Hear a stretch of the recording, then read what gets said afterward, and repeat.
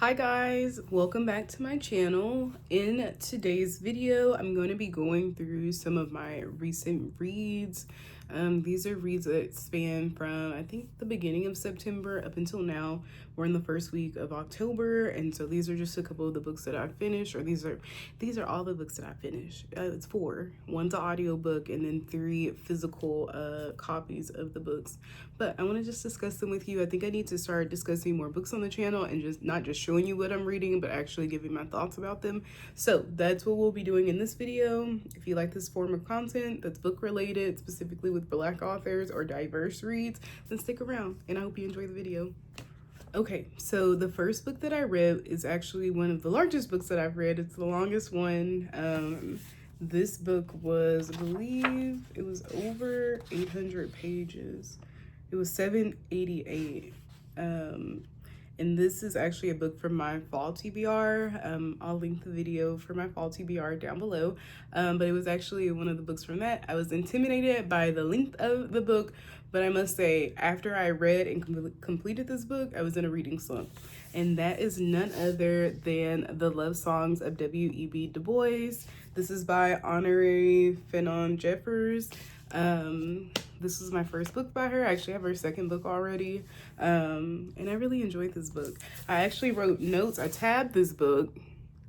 So those are my tabs. And the themes that I found throughout this book, or just things that I wanted to just highlight and go back to. So first was like historical context. I love some of the Du Bois quotes that Honorary used it throughout the book. Also religion, girlhood, and then family dynamics. And then I actually took notes as well throughout. And so some of my main takeaways, just looking back on my notes, one of the biggest themes that I felt throughout this book, and especially once I concluded it and I thought about it further, this book felt like a love song to Black women. Throughout the novel, it discusses our evolution as Black women, some of the obstacles that are common among the Black woman experience, and then also some of our successes as well. And so common themes that I highlighted throughout the book: Black girlhood, religion, spirituality, family lineage, African American history. And so my main, or my favorite character, is actually the main character. Ailey is her name, and the book discussed her childhood, her going into young adulthood and college, and up into her figuring out life, kind of where I feel like I am as well, where I'm just figuring things out. She went through the stage where she was like comparing herself to her siblings and to her peers, and she was really just trying to find herself. And in the end, the novel concluded with her kind of finding herself. She went back to school, pursued a higher education, and really found her purpose in life. And so that storyline in itself was really relatable to me as a young 20-year-old, just figuring out life, taking it day by day, trying new things, either failing or succeeding at them, but in the end, they're gonna be a part of a greater story. And so that's how I feel about Ailey's story. Other characters mentioned, my least favorite, who of course I think is everybody's the antagonist of the story, but Samuel Pinchard. And one of the things about this novel that I enjoyed was the family tree dynamic, or that the family tree was created and there were so many different generations included in the story. And so let's show you. So the family tree starts on this page. The family tree is 3 pages long. I had to write notes to try and remember the family tree, but the family tree was extensive. The story started with roots tracing back to the Native Americans in the southern states. I think it was in Georgia. I think it was in Georgia where it took place. Yeah, Georgia. And so Native Americans who were living in Georgia, or what was, the land that is now known as Georgia, but they were living there, how they were pushed out by white colonizers.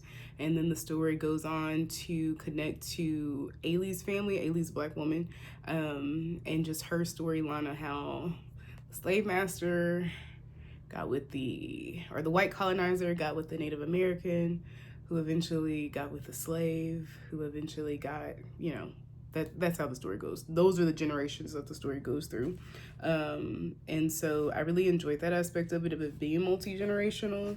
I think the only critique that I would have, and I'm just a very orderly 1, 2, 3, 4, 5. I'm that type of person where I can't be going back and forth between the generations. I wish it could have just been a more chronological storyline, but I appreciate the writing that Honorary did and how she connected each of the stories, even when she was going back in time to present time. So I enjoyed that, and I'm trying to find one of my favorite Du Bois's quote. I may not be able to find it. I don't know if I put it out. Oh, it's this one. So at the beginning of each chapter, we'll start with a quote. And so my favorite one says, "The future woman must have a life work and economic independence. She must have knowledge. She must have the right of motherhood at her own discretion. The present menacing horror of free womanhood must pass if we are ever to be rid of the bestiality of free manhood. Not by guarding the weak. In weakness do we gain strength, but by making weakness free and strong." And that was from W.E.B. Du Bois's Darkwater, Voices from Within the Veil. And honestly, I think I highlighted most of the quotes that she included in it. And so one thing that I'm going to have to do in the future is pick up more of W.E.B. Du Bois's works. I have I only have 1 or 2 novels by him. But I'll have to pick up some of his works as well and read those in the future. But overall, I rated this book a 5 out of 5. It was a perfect read. Besides that one critique with just the storyline, but that's just a me thing, not an author thing. But yeah, I would recommend this. Don't be discouraged by the size. It was totally worth it. I think it took me 3 weeks to get through it, which I usually average like a book every like 10 days or like 2 weeks. But definitely add this one to your TBR. All right, and so after completing the love songs of W.E.B. Du Bois, kind of got into a reading slump. My physical TBR for the fall, it wasn't looking too promising. And luckily, I ran across one of Shelby's videos where I think she was discussing recent reads that she had or recent book pickups. She mentioned this next book and I was instantly sold. I think that night I went to Barnes and I got it, and I actually went to a further Barnes from me because they had it. They were one of the only places in Dallas that had the book, and that is Dominion by Addie E. Sitchins. And this is actually her debut novel. I can't remember if I showed this to y'all or not. I don't believe so. But this book right here, it was short and sweet. A great follow-up book to the love songs of W.E.B. Du Bois. Just to give you kind of an overview of what the book was about, I'm going to read the inside cover, but it says, "Reverend Sabry Winfrey Jr., shepherd of the Seven Seals Missionary Baptist Church, believes in God, his own privilege, and enterprise. He owns the barbershop and the radio station and generally keeps an iron hand on every aspect of society in Dominion, Mississippi. He and his wife Priscilla have 5 boys. The youngest, Emmanuel, is called Wonder Boy. No one sings prettier, runs as fast, or turns as many heads. But Wonder Boy, his father, and all of the structures in place that keep him on top are not as righteous as they seem to be. And when Wonder Boy is caught off guard by an encounter with a stranger, he finds himself confronted by questions he never imagined. His response sends shockwaves through the entire community. Priscilla and Diamond, 2 women who love these men, bear witness to their charms and bears the brunt of their choices.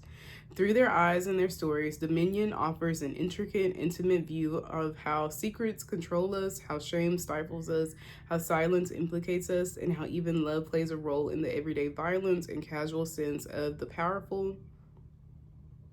And how even love plays a role in the everyday violence and casual sins of the powerful.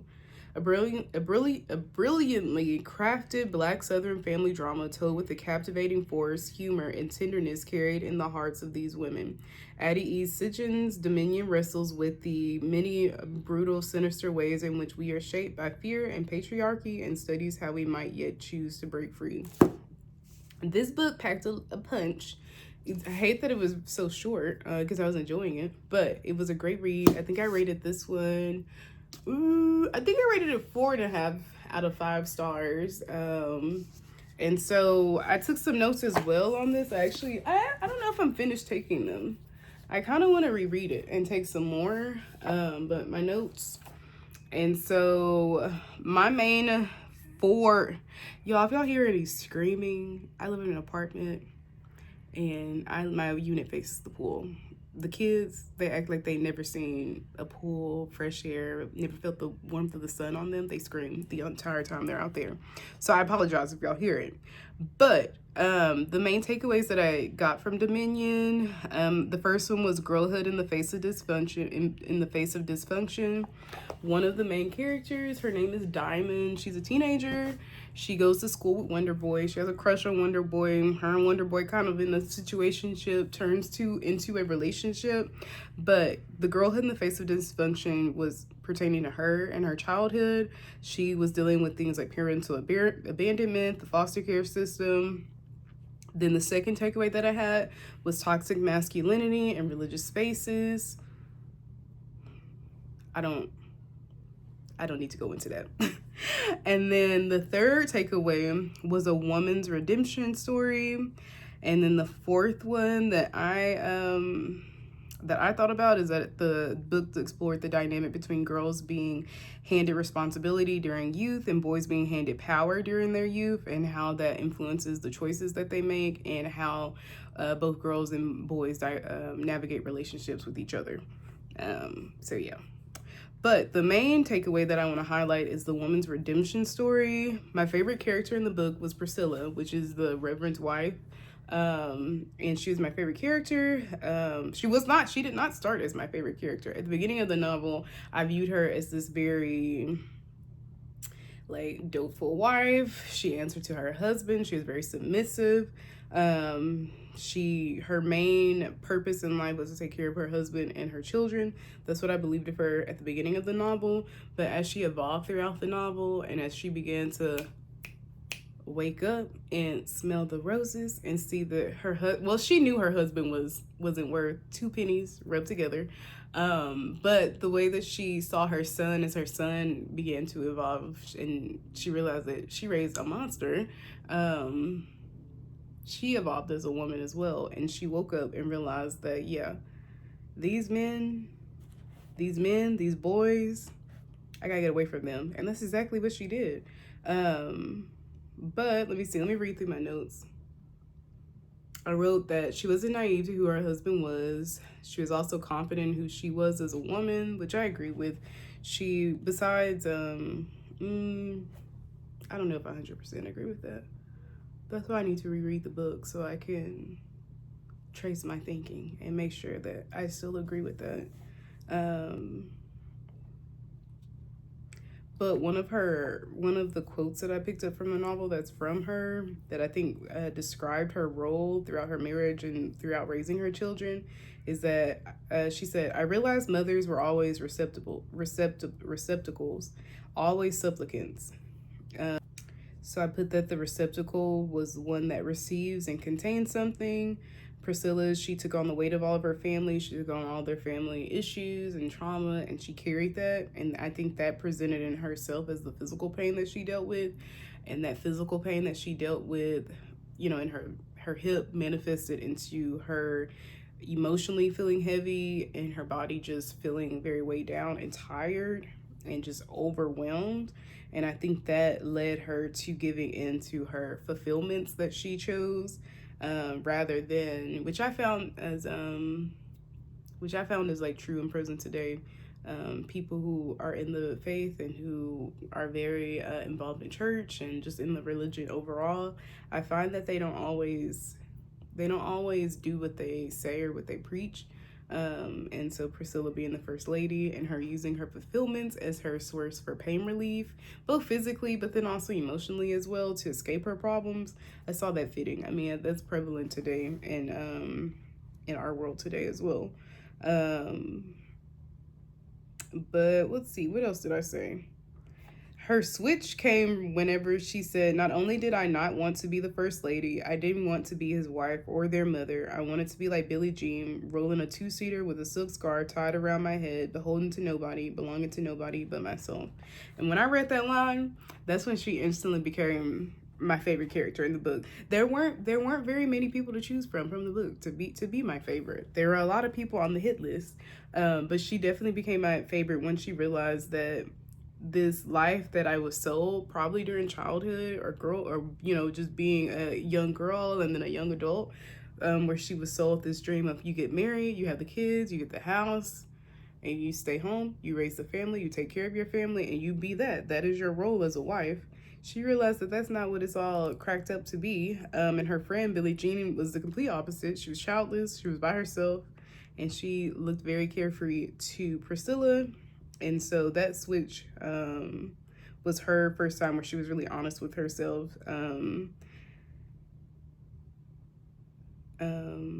What else did I put? I said that was the first time she was very honest with herself, and that was also one of the few times where she was in pain from her family, from her family's issues. They were causing her to feel overwhelmed, and she didn't give into her fulfillment as well. So she decided to not numb the pain and to actually allow herself to feel it, and with feeling it, she realized that I don't have to be here. Her older or her youngest child was about to graduate, and she didn't have to be involved with that family or directly with them anymore. She knew who her husband was.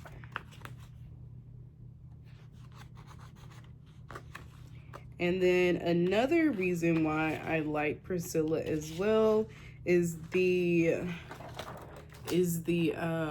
way she stepped up for Diamond in the end as well. How she wanted to show Diamond that there is another option rather than being the wife, the mother, the end all be all for this man.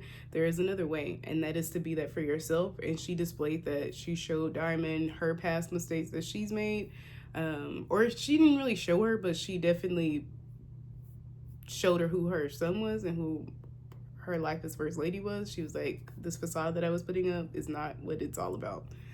You need to go out and you need to go live your life, and you need to go figure out your life for yourself. So all in all, Priscilla was my favorite character. And Diamond really showed me also that it takes a village. It takes a village from Priscilla. And then also, who was Maggie? Maggie was Diamond's guardian. And so it really takes a village of those two women coming in, stepping in, and redirecting Diamond to a better future. So that was my review for Dominion. Y'all, it's hard to do these reviews or like give my thoughts about the book without trying to give anything in the story away. Spoiler free. I probably spoiled some things, but I didn't spoil what I thought was important. So that's all that matters. Okay, and then the third book that I listened to, this is an audiobook that I got from my library, was Careless People. This is by the former Facebook employee. I will put the picture of the book right here. I can't remember the author's name. That was like a 3 or 4 star book for me. I think it was a 3-star book for me. And my main takeaway from it is that I deleted all of my Meta accounts. I haven't had Instagram in years. The account has been deactivated, but I did still have a Facebook just to like connect with family, which I really didn't. I never posted anything. My family usually tagged me in all their posts, and it would appear on my feed. Or what was it called? I don't even know. I don't even use it like that. But what I would use it for was to scroll while I was at work. Like I would get bored and want to dissociate from my job. So I would just pull up a tab and scroll on Facebook. And I realized that I don't need a Facebook. I don't need to mindlessly scroll. I've really been fighting against the whole idea of brain rotting or just rotting, period. And one of the things that really stuck out to me in the book was when the author mentioned how these higher ups in these tech companies, specifically like Facebook or like Twitter, any other tech companies, how they made it such a priority to not expose their children and themselves, spend hours on technology, just rotting their brain away, how they wanted for their children to go to more of a choose things that work their brain. I forgot what those schools are called, like Montessori schools, where they're like using their hands and they're developing their skills and they're not on technology. They're reading books, they're doing active play. those type of things. That's what they wanted for their kids. But for us and for our kids, they wanted us to be consumed with these online communities and to just literally rot our brains away. And so as someone that works in healthcare, I don't want to rot my brain away. I want to be able to retain as much of my long-term memory as I can, because I know that whenever we are not using our muscles, we lose them. And our brain is a muscle that we need to continue using, continue strengthening, not scrolling. And so I did completely deleted my Meta accounts. I won't have those anymore. They give you a 30-day window to renew it or go back on the decision, but it's been fine without it. As someone who hardly ever posts anything, I was just on it to waste time. And so my alternative to not wasting time has been, I've been reading more articles and journal entries and just more posts on Substack, and then also reading while I'm at work. If I want to dissociate, I'll finish my work and I will read or listen to an audiobook. And then I've also gotten into the habit of doing like Sudokus and crossword puzzles as well. I realized my grammar is not the best. My vocabulary is not as extensive as I would like it to be. And so that's something that I'm going to be using my time for as well. So that was that book. It's a great listen. It's one of the few books that I'm glad I didn't pick up, because I don't ever see myself going back to it or reading it or rereading it again, and I don't think my family would be interested in it as well. So that is the great thing about the library. You can try something new, check it out, read it, listen to it, and then return it. Okay, and my last book was one of my, again, anticipated releases for the year. I don't think we realized this book was going to come out until this summer when she announced it, but it did come out the first, I think the last week in September it came out. And I went on my lunch break to Barnes & Noble and got it immediately. There was no thought about it. And that was Kamala Harris's 107 Days. Can we get into the back cover? Absolutely broke me. Also the front cover as well.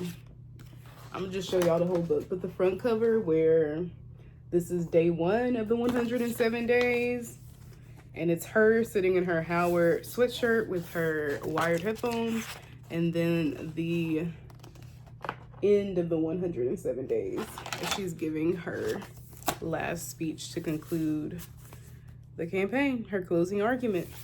This book right here, I actually didn't read the physical book. I actually listened to it again on audiobook. I think I got it on Audible, used one of my credits.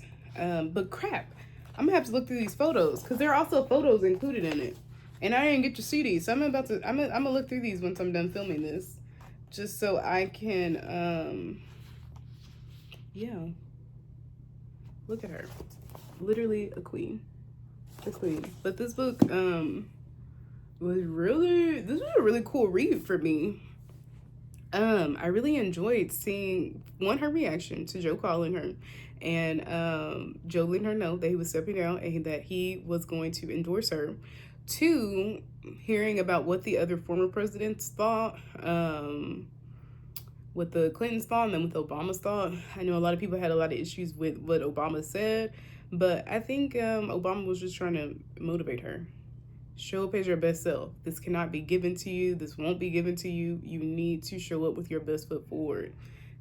If y'all thought what Obama said was harsh, I mean, like, if Kamala really thought what Obama said was harsh, she was not going to be able to make it throughout the election, throughout what the Republican Party would say about her, without what other people, independents, would say about her.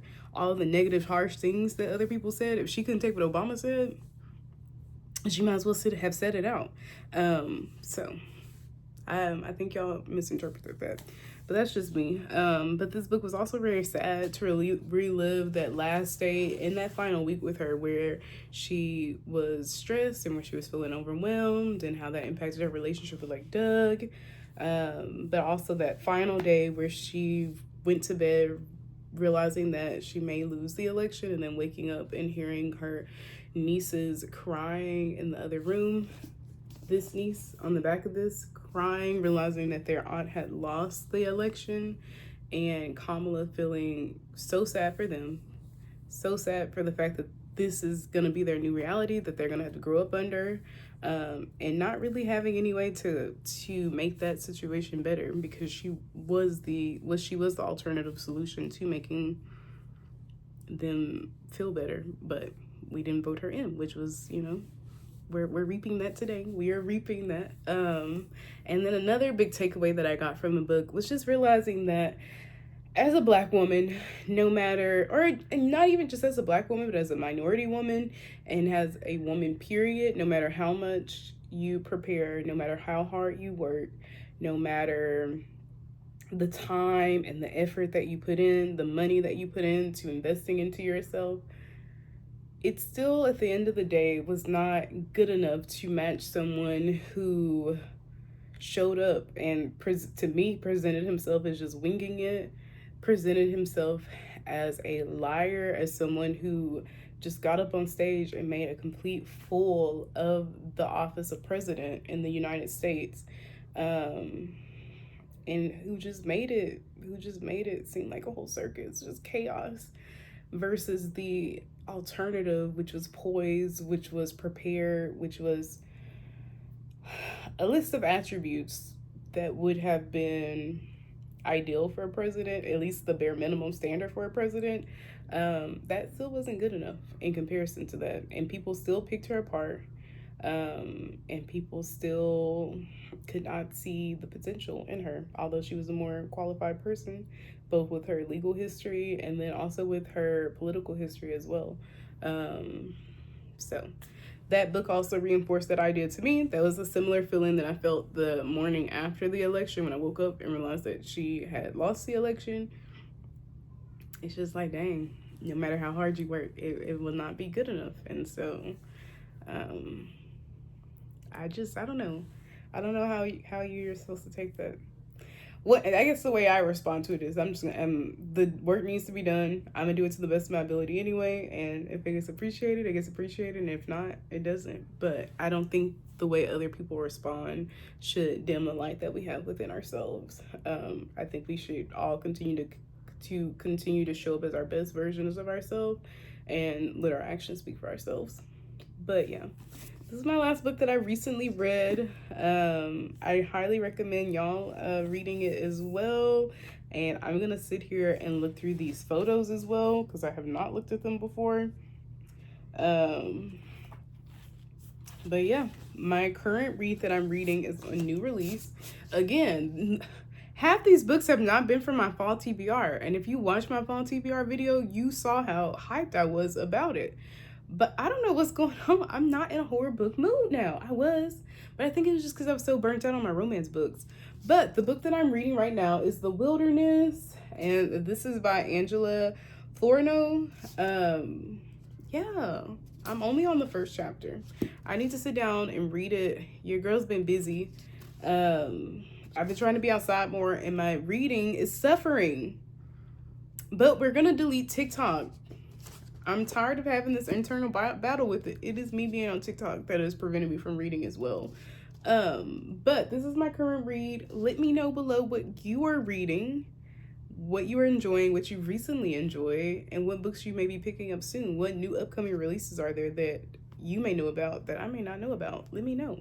But if you enjoyed this video, give it a like and then come back around. We're trying to post videos weekly. We work a full-time job. We're trying to have a social life. We're trying to do all the things, including this.